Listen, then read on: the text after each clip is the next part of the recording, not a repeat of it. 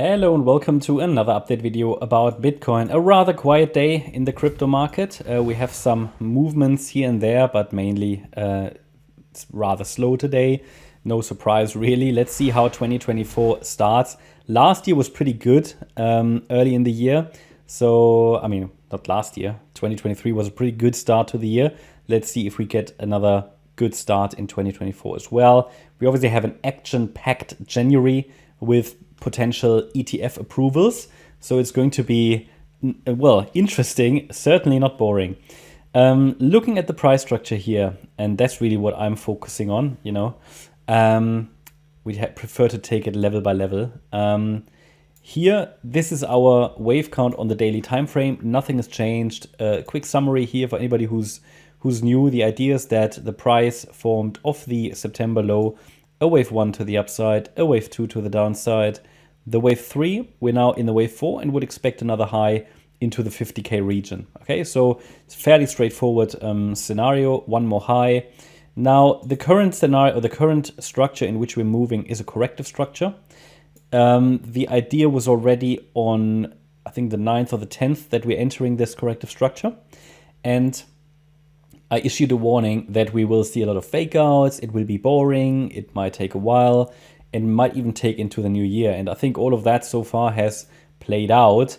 And what hasn't so far played out is a nice ABC structure that would help us complete the correction. But that's why we're still in the correction.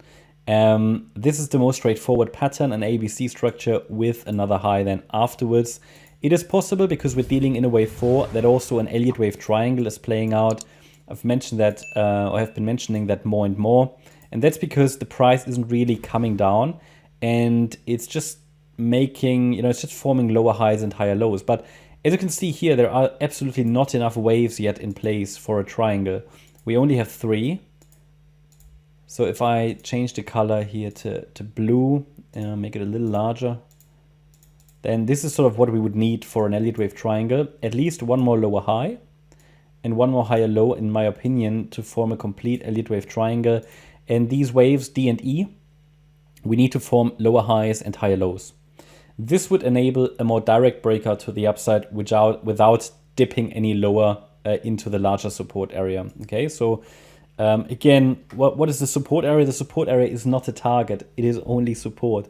So of course, as long as support is holding, we expect prices to go further. It's just the breathing space that the price might need, or that we need to give the price. But yeah, one more high still anticipated. And in my opinion, we are in this particular structure in a bullish market, as long as the 34,060 level is holding.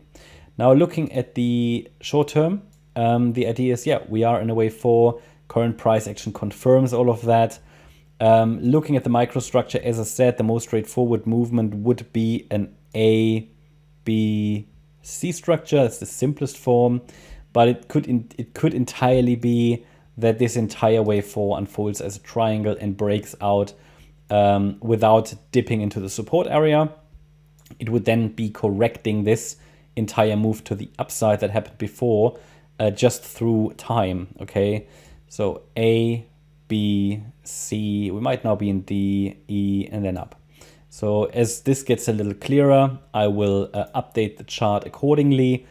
But so far, not much happened, and today is a rather quiet day, as I said. The triangle itself gets more likely with a break above $43,837, or 830 roughly, this circle wave 2 high, because at the moment I still have the microstructure on the chart for this ABC structure, okay? And the idea would be that in this C wave currently, we are forming an ending diagonal. Now, as I always say, you know, don't be surprised if the wave structure suddenly changes, especially don't be surprised in a diagonal. The fact that it's a diagonal, or the idea that it's a diagonal, basically tells us we have to be prepared, because the subwaves are moving in corrective structures, and it could easily change to something different, okay? Especially because if the move down isn't impulsive, it just leaves the door open for, yeah, you know, maybe wave B as a triangle, a reset of wave B. That's not even, you know, that's not predictable at all. And I'm not trying to, I just make you aware all the time about the relevant support levels, and they are here listed: 34,070, 36,300, and 39,260. Doesn't even mean we have to get to the support areas. Yeah, it would be ideal at least to touch the first one, but it's support. So support, as long as support is holding, trend continuation higher is expected. So one idea to manage this is just to start to scale in maybe at some point, get a position, but that's entirely up to you. I can only really give you the levels. And of course, it could break out to the upside from here, but it would need to give us some evidence for that, okay? And the possible breakout point to the upside is here at $44,490. It would have to happen, however, from here. If we break out now, then we would be in a diagonal to the upside. That's not very clear in the charts at this stage, okay? Because diagonals, you cannot really predict them until you really see them evolve.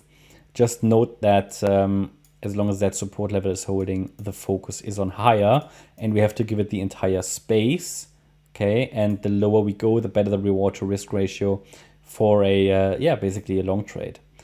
And that's it. So I hope you liked the update. If you did, please hit the like button, leave a comment and subscribe. And if you really like the content, then please check out the channel membership. Also make sure that you follow us on Instagram and Twitter for additional content. Thanks a lot for watching. Bye-bye.